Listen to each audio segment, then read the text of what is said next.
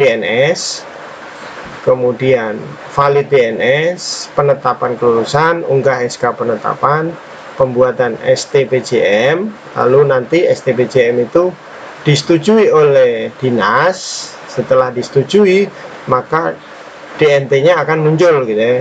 Jadi tahapannya seperti itu. Kalau DNT sudah muncul, maka sudah bisa mulai pengelolaan ijazah meliputi penomoran dan validasi.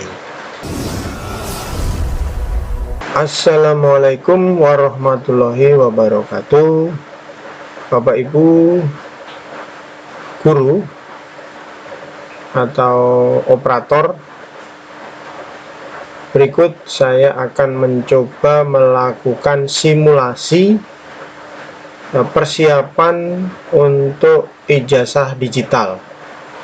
Jadi ijazah digital itu nanti datanya bersumber dari data Dapodik setelah dilakukan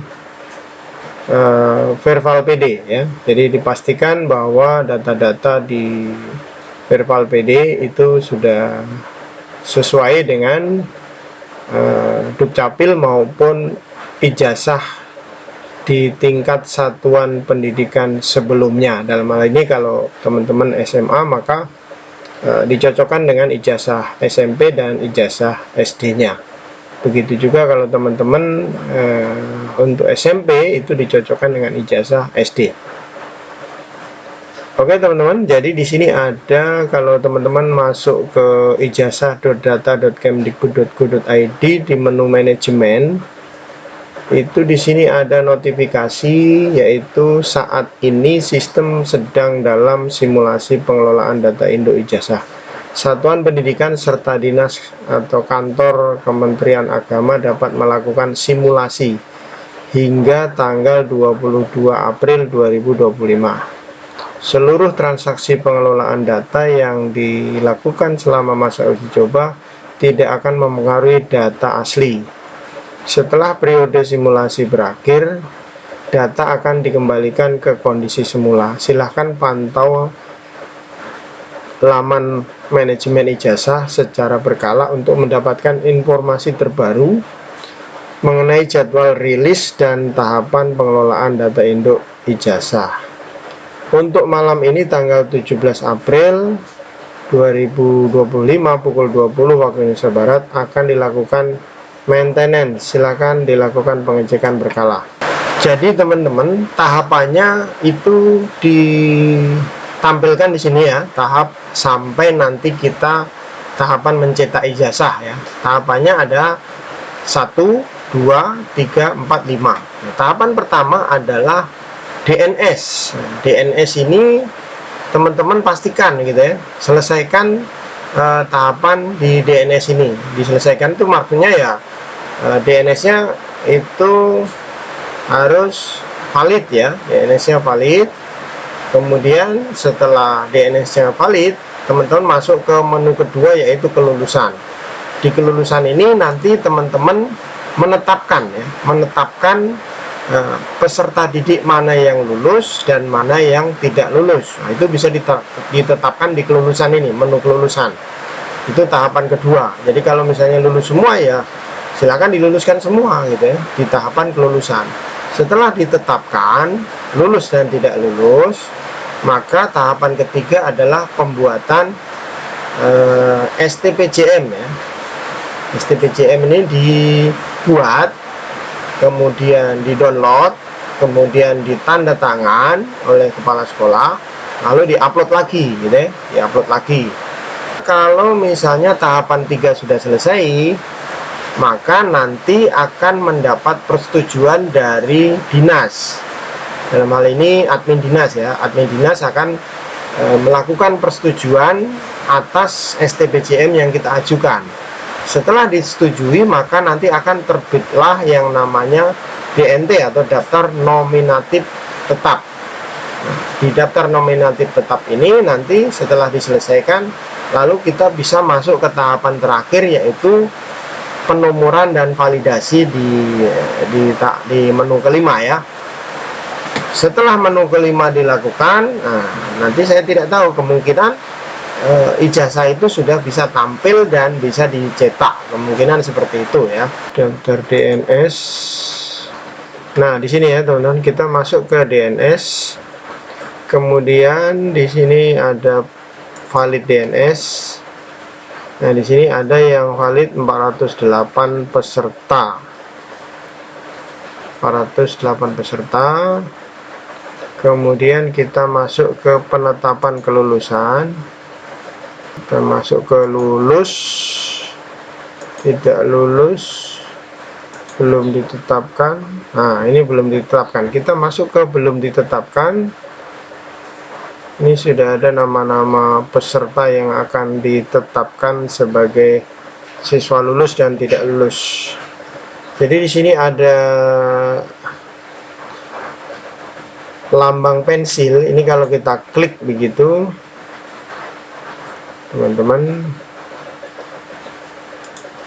maka di sini bisa dipilih ya, lulus tidak lulus. Jadi kalau misalnya siswanya tidak lulus, kita bisa isikan di sini ya.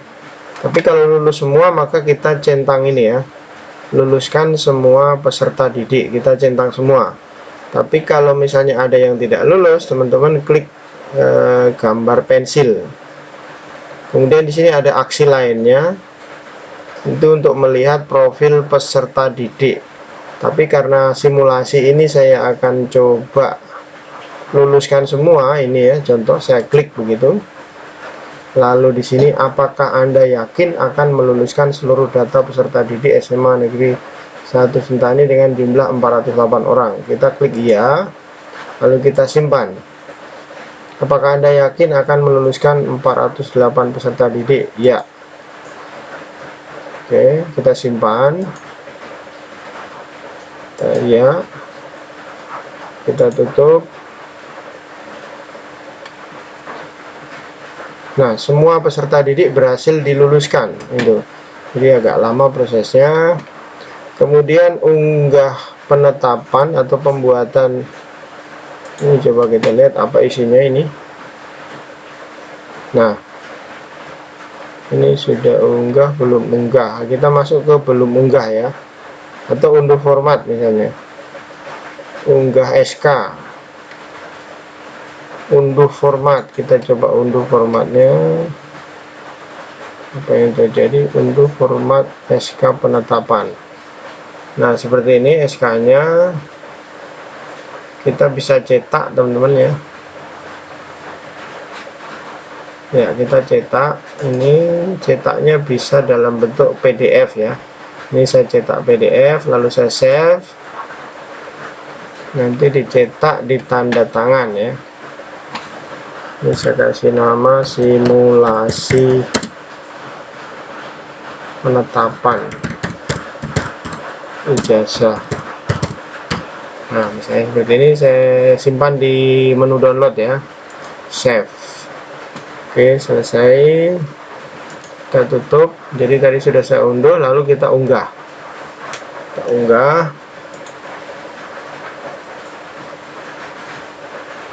Nah, ini kita ketik nama sekolah, kepala sekolahnya, langsung muncul di sini ya, tinggal pilih. Kemudian nomor penetapan misalnya 111 garis miring 20 garis miring 2025 misalnya ya. Lalu kita simpan ya, simpan. Dan kita unggah ya, unggah tadi filenya yang ini. Lalu kita open. Jadi simulasi penetapan ijazah kita simpan ya. Nah, kita tunggu. Nah, ini tersimpan ya. Jadi nomor penetapan kelulusan ini, nama kepala sekolah ini, tanggal penetapan 5 Mei 2025, jumlah peserta didik 408. Nah, ini tadi sudah diunggah, bisa dilihat lagi SK-nya. Lalu kita buat pembuatan SPTJM. Buat STPJM dulu. Buat STPJM-nya, nama kepala sekolahnya kita pilih, lalu kita buat STPJM. Kita klik ya. Tunggu sampai proses pembuatannya selesai. Nah, selesai. STPJM berhasil dibuat. Oke. Ini kalau STPJM-nya dibatalkan boleh. Kemudian ini untuk unduh STPJM, ini unggah ya. Jadi kita unggah dulu, baru nanti bisa dilihat unduhannya ya. Oke, kita unggah. Di sini tadi ya unggahnya ya, unggah. STPJM-nya belum di-download ya. Oh, di-download dulu teman-teman ya. Kita download dulu, unduh dulu STPJM-nya. Nah, ini STPJM-nya. Nah, tadi kita sudah buat, tapi di sini nggak muncul. Kita simpan aja dulu ya. Simpan kosong, ini kita save aja. Nah, kita save STPJM simulasi. Nah, kita simpan aja dulu. Kita save. Oke, lalu kita unggah ya. Kita tutup, kita unggah.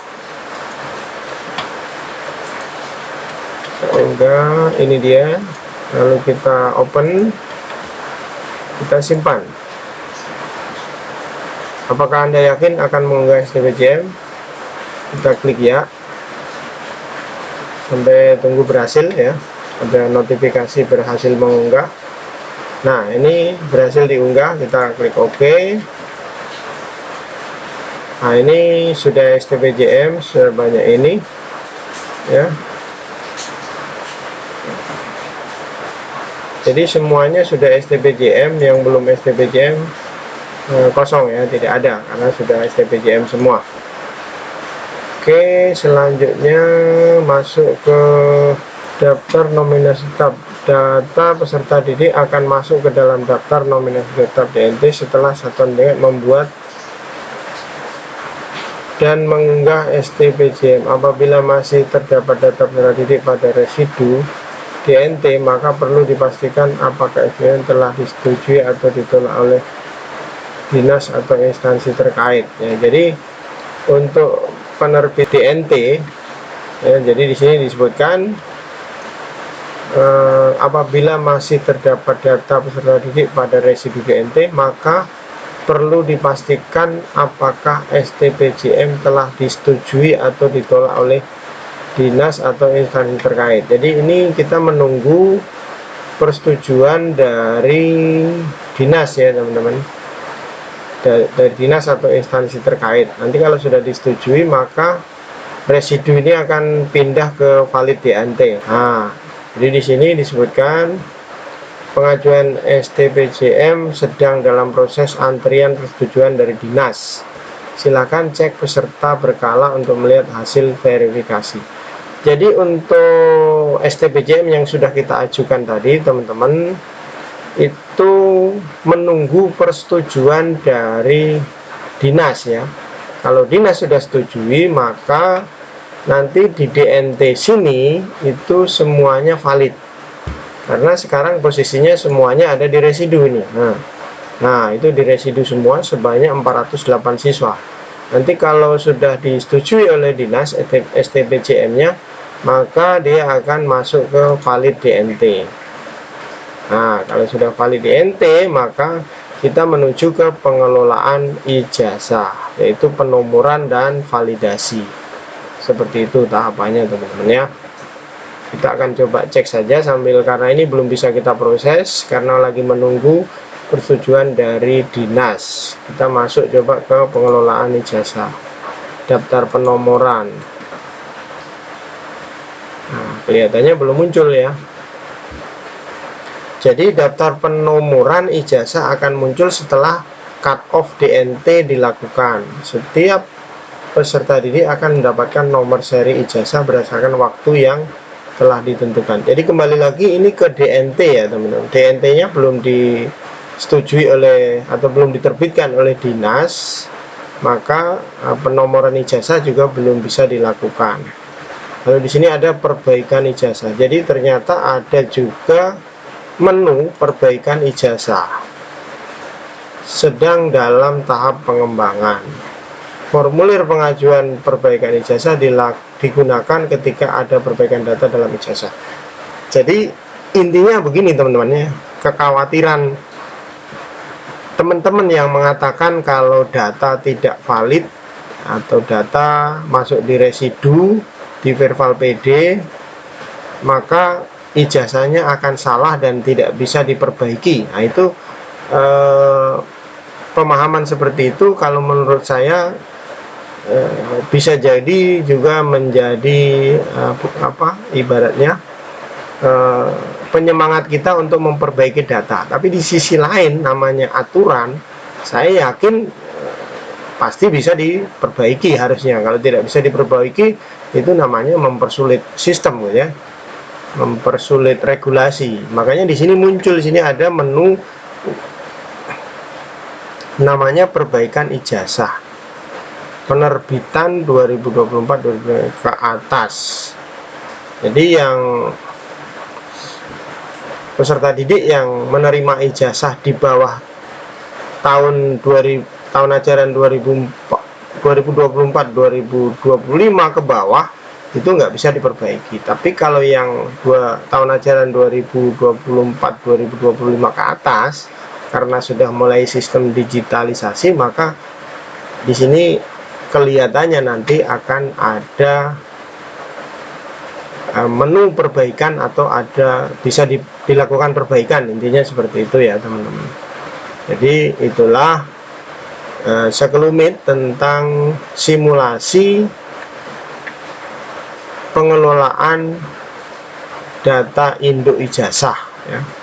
Jadi tahapannya saya kembalikan lagi, saya ulang lagi tadi, yaitu kita masuk ke DNS, kemudian valid DNS, penetapan kelulusan, unggah SK penetapan, pembuatan STPJM, lalu nanti STPJM itu disetujui oleh dinas. Setelah disetujui, maka DNT-nya akan muncul gitu ya. Jadi tahapannya seperti itu. Kalau DNT sudah muncul, maka sudah bisa mulai pengelolaan ijazah meliputi penomoran dan validasi.